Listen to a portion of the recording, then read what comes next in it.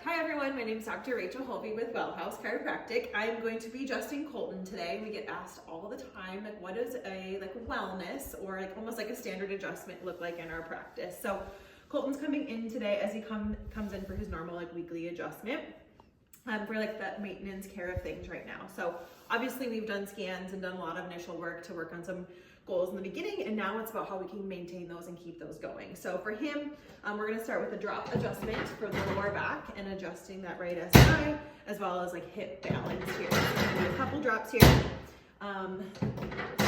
Drop, but very, very gentle. And then we're going to adjust his two main spots that we find subluxations in for his nervous system here. So go ahead, Colton, blow out.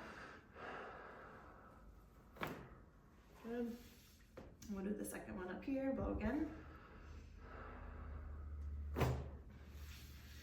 Awesome.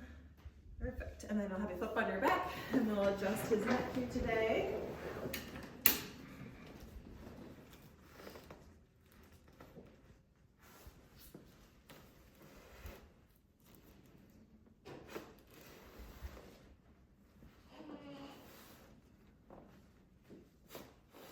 Wonderful.